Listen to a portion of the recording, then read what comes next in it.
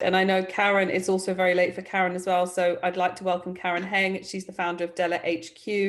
It's a place for FemTech information in Southeast Asia, the Middle East, and Africa. She's about to launch the first digital health platform in Dubai. And she's speaking with us about innovation and trends in FemTech in Southeast Asia. So thank you so much, Karen. Thank you. My name is Karen. I'm the founder of the Dell HQ. We are a FemTech online publication that covers FemTech happenings from all over the world with a particular focus on Asia. And firstly, I would like to thank FemTech Analytics for inviting me here today.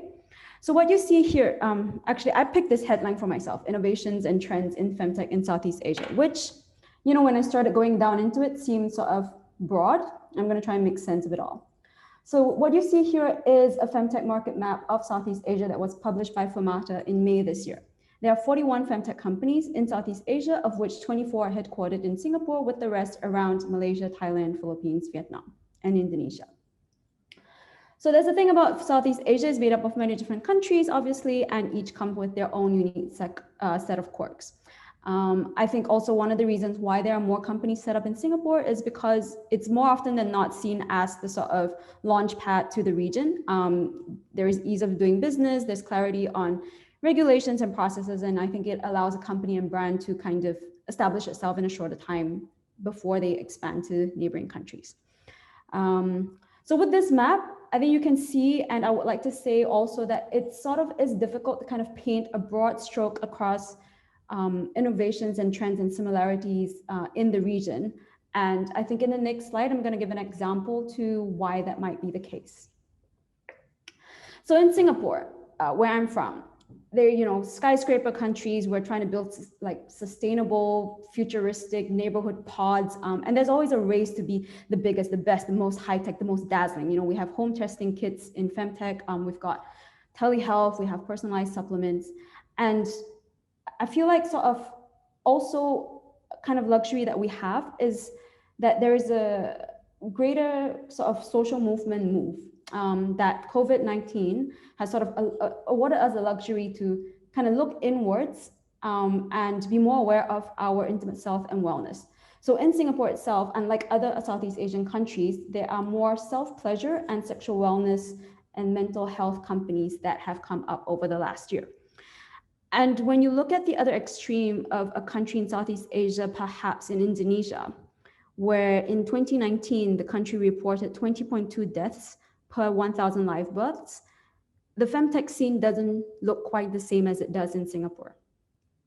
There are maybe 3 FemTech players there. One of the bigger ones is called Sehati. They have developed a low-cost, easily transportable fetal monitoring tool that can be easily used by midwives in the rural areas to transmit maternal data using their smartphones to the clinics in the bigger cities. And you know, the difference is just that that's maybe something we might not need in Singapore, and that's a different sort of innovation and trend. And then we move to Thailand, where, you know, I think if we have enough time, I'm going to tell you a little story. So this is Cups of Joy. It's a menstrual cup brand from Thailand. The founder, one day, she was in the post office. At the end of every year, the Thai Postal Service, they arrange a donation drive from the urban cities to the rural areas. So she was there one day donating the regular books and shoes and clothes. And she met a lady there who had a huge box of sanitary pads. And they stopped to chat because she was curious. And she was asking the lady, you know, why are you sending all these things? And the lady explained that the girls need them and they don't easily get access to them. And they miss school because they're on their periods because of tradition or cultural reasons. So, you know, Cups of Joy, Teresa, she was shocked. You know, she kind of stopped in her tracks. She had never thought about that because we're sort of somehow always presented with the idea that kids in rural areas, they need shoes and they need books and they need clothes. And yes, they do. We're not denying that, but we rarely see that these girls, they don't go to school and they miss school because of their periods. So I'm not sure if any of you have ever watched a Thai commercial, but I sort of somehow always picture this soft lighting in the post office where she gets this idea and this is somehow the business that she's meant to do because she actually had been searching for a sustainable business for a while. But it was there on this day that this business was born, and Cups of Joy is the first Thai-made menstrual cup brand that donates one to the less fortunate when one is bought. And you can see that in this case, the product is not new. The innovation is not the most progressive tech, and it's simple. It's not groundbreaking in terms of a product, but in terms of creating conversation and creating change and allowing urban Thais to see the perils of the rural Thais, I think it is innovative and it is powerful. And you know, most times I feel it's in Southeast Asia, in many of the Southeast Asian countries, it's grassroots efforts that somehow have the most power, right? In Malaysia, there are there are social media accounts run by sexual health advocates, sexual education educators, intimacy coaches, doulas, midwives. And I think a lot of these play really as much as an important role as big femtech companies do.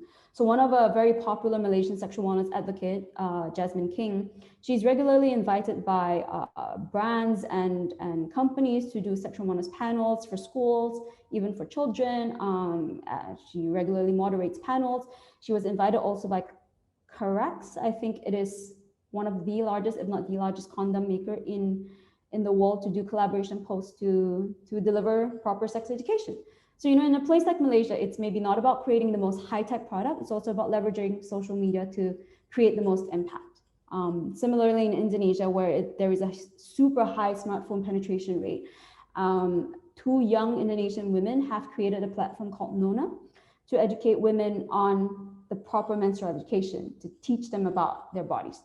So, you know, different countries are seeing different types of innovations because I think they have different needs. Having said that, it is also possible, I think, to find the same pain points in different countries where you can sort of carry your brand across country borders. One of the examples is Yin. So they are a digital prescription and subscription birth control pill service. In Singapore and in Malaysia, you have to see a doctor to get birth control pills.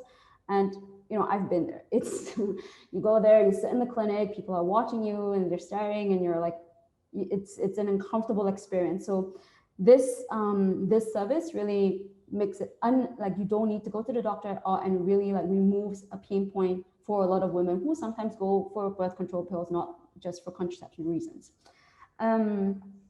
So yes, I think we're all in different stages of innovations in the different countries in Southeast Asia, but I think the common thing is that we're all making noise and we're all talking, and you know, all that chit chat is loud, and one day they're all going to hear us. And I think it allows FemTech to shine the light on women's issues, inequalities, and it allows us to sort of further close the gap, right? And maybe one day when we're loud enough and they can hear us, that FemTech can secure a place in the regular business landscape and become an investment category that is not filed under vices.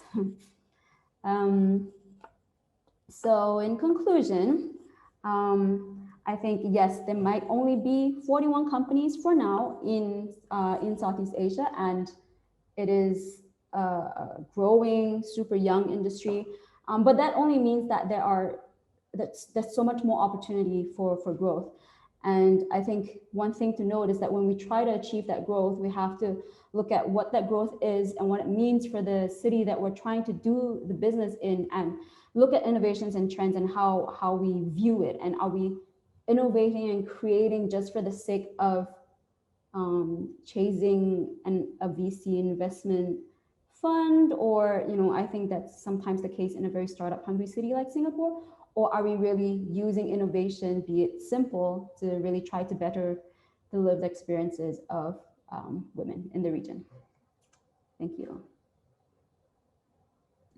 That was fantastic. Thank you so much, Karen. I've been frantically scribbling notes as well to ask you in the Q&A. So I really hope you're able to stick around. I know it's late where you are.